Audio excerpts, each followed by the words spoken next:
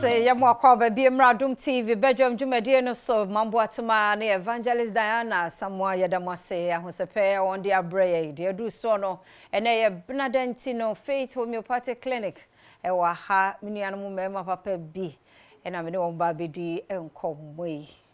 And I'm watching. Yeah, on the fita no and yes, I'm get to ye dinkuni ye diko the best say the DM tanana ye dinkuni ye mamwa kwa ba pa prophetess nso me sure say Adom ni ti no ho ye jam ya dom sa na on say otukwan kakra oba bedru ye tanyame the whole of this week no ha aha na oba bedru ye na no opeso soja no wo December. Okay. Until oye 21 days. So wa sorry kesi and nipa dudu umdoso. Eye Dynamic Grace Believers Church. Wa henema okobe. Okay. Awe nipa dudu ewum. Na Fridays we watch night. Oye 21 days. Special so so soja na December week.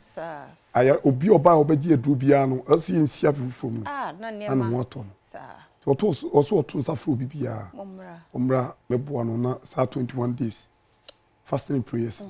Only because I said so. Ye be me na me yam ya na osanti. And I also do fasting there also about. Oh say me yam no. Me ye fasting bia no pass 6 to 9 dey meet me aye. But say 6 to 12 don't. To David 12 dey. O say eno na ma me ja asori na me kom. So for no ya kakra bia. When you form ye funtu na me ka say say dey na wo ye no. And also. And me jai. Oh. Nti ye hwe dey me fa chance. And ye kan dey. And then you share bibi ewo eye infection. So infection e hard papi. Especially you new man. Obi o ha onya infection e ba on hwe ntwitini. So infection nso igu ahodo. Your bacteria o, your virus or fungi, your protozoa. And your helminth. Na on say you hwe e bia o ne ba oye. Na your obi o ha ne de no se ba no adi ntimu penu bia no. On hwe the type of infection aba. Obetena wa mane di nya pi enti ba sa bedu baby no na be kwankro eda no so enti obefa duru no ana nya adwuma nti obeba ebe nhwemu no na adi nya pi no say inu aman bi o ha enenu na bo bi o so person ase ye ketwa o wa no no akoto adu bi dia caution ase na no to akofo how they are na ya na ya hwe hu say ya de ye ma ne chewe ho no ha ni pedua ni pi obi de chewe no ho a obeba no wasi ba ye nche ba be nhwemu no na eba ya che ato no atuto nuo obi wa ne de no ofere so obeka so yinu ya ma no ofere ti wotese na damfo because we do bia me fae won say ni pedua na system no yepe this obi ko fa duro na eboa no eno nche sa won fa ebeboa o enti ne tem bia ye ni ya di nkomo won say obi ya no doctor obi wa wo ya na wo ka che no wa aduro wa fa bi obekọ akofa no obenu a emoa no ti beduru baby no na onumaduru na ne adwuma bi tie ho no de ebo akese pa ne se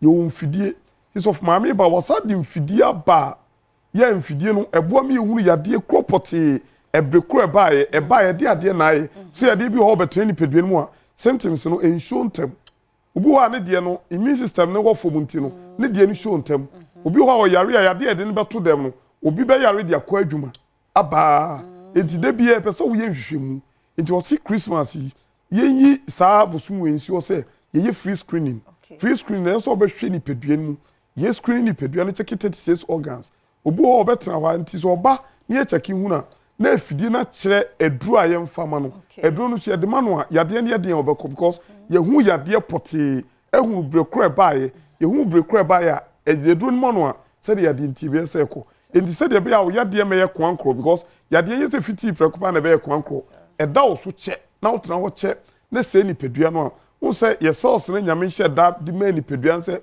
eno na emu ni pedua no eno na boa ma ni pedua no nye brane ejina brane na wo se obi o wa ne de no wotena wa ma sauce ni bi ase won se ebi hye ebi se red blood cells no it take about 120 something days and sana ahye and na white blood cells no so take about 13 days nti ehye so a e wo se esan eba nti se wa nhwe odie na se bi o wa wonua ni ewudie ebi o wa nsaden ahodo anadwudidie obo wa drinks ahodo ni ba bi ye ne ya no ofa eye painkiller obi o wa osemabre no onom energy drinks de bi obenom energy drink ne ye but enye de bi ya na wo so de show obi di ahye no se wa nom bi ontimi ye adwuma eno nti se wa nhwe ni ya wonim sa wo bo nipadua no wo se wo de nhye bi na ema nipadua na koyɛ adwuma wabrɛ ɛwɔ sɛ ɔhome ti ye nia na saa yade wi nyina de ma nipadua no nti yɛhwɛ infection no a ye nua no mema no obi wo ha ne de ama ne bɛma afon obi wo sansa gun bɛma ho obɛkɔ no no agina hwem no de aduro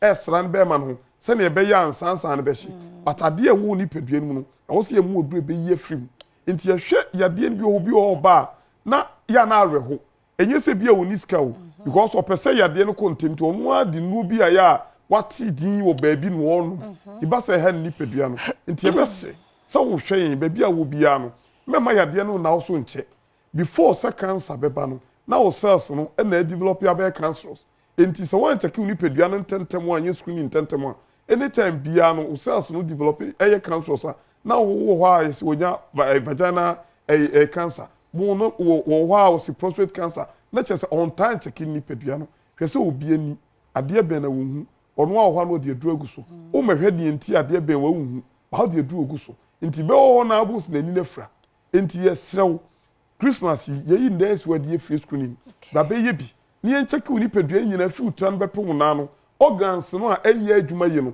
wo sa organs no bia ye na adwuma de bo na yonko de o prepare moja no na de ono so gi moja na chama ni pedua no enti we prepare no one prepare ni ya de obeche no enye enti ni pedua no benya moja enye me number ni tudwa number no ye 0244 58 38 59 0244 58 38 59 and 0540 71 0940 0540 71 0940 and 0547 578494 0547 578494.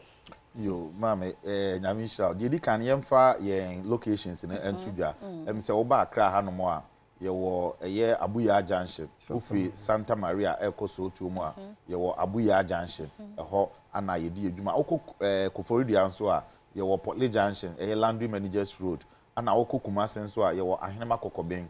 18 ho a udu takrade nso a ye wo Anaji police station ho a udu police station a send the police station no e na Faith Homeopathic clinic ho ana Bogos nso no ye wo old aseda ye Abronsa na wo station no na chi ho a ana Faith ye di eduma se de menu akofi edikan de atudwan Faith de ema ye dasronkon na eboama ya rehwe no nso e kontem e ye hwehwemu pa ye edi hu the root cause of the condition se de waka ne mpempi no ya re bebre wo ho a most of the time the chronic disease, you know, it comes as a result of this infections. I can one say, obi wo ha sebe wanya problem bi na ni refi se onya infections bi da ana de sa problem ne beba. Ntu bo se wuti anyi ya obe hwe problem na wo famu sesia no akototo nro bi a emmoa wo. Obi wo ha sebe onya awo na infections bi a eye ne che ana aba ne uterus no mu a akoma de saa awo problem no aba because oba we say infection ye wo cha obetumi enya problem ewo fallopian tube no obi wo kra otumi nya ectopic na yakotwa ne fallopian tube no eti no saa chronic diseases we ni nyina no obehwemu no na ne fiber no eye infections ya ene ye ka ho asem yi enti no se bibi saa ekoso wo nipadua nim se be oyo oba ojonso o te se wase hyehyew ohu se niema bi efiri wase e de ba enka bi efiri ho ba be ma ukojira ho ojonso emu hyehyew obema no afon ni nyina no Faith se fabra yaso ye na ye moa ne ntu ase ma na nkoye yare foforo a wanhwe ya obetreat ni differently but na ye infections ya wo famu ana etumi e de brew obi wo stomach ulcer wanu nu for so many years Faith se fabra di nti a ye kan se yare ebetena wo so cha ekofa niema bebre etumi de eba nipadua num ulcer ya ade a ya pa bebre ulcer tumi ma obi wachi sebe uti pains nti obi wo obekọ no ubon se anadwo akoto nku a no ohye no the stress na chi obi okro tumi friend ma mo matietia machi ma me ni nyina no etumi kofa problem etumi edebro some your number ni biem ya wie yes stress bibi biara ekoso nipadua num a unhunu ano ye no oni nyina nso betu anamo na waba yaso ye ho number no ye 0547 578494 0547 578494 frɛ na bibia ha wo nipadua no Fabra Faith Homeopathic clinic na nyame nam ye so into yare no ase eba yadamase papa prophetess anope ye chia o nyame nkoso abambo ne nyekese na yaresa MP mfi wabobo ano maye adebia Na Kumpu Ghana cashback promo no eguso a ekoso. December ne NDU ntino Thomas ye Nesco na uhia. Tecno, Infinix, Itel, Samsung, LG na uhia. Ko ba bia yen rush sisi a wo branches ni nyina wo maimu Kumpu Ghana. O matete su say hu discount da so. Titrumika na kokopɛ ne ma mabɔ so yi say laptops na wo pair printers, desktops, mobile phones, tablets, TV, fridge, freezers. Oh, air conditions, gas cookers, ni nyina obowura mu Kumpu Ghana. O matete so.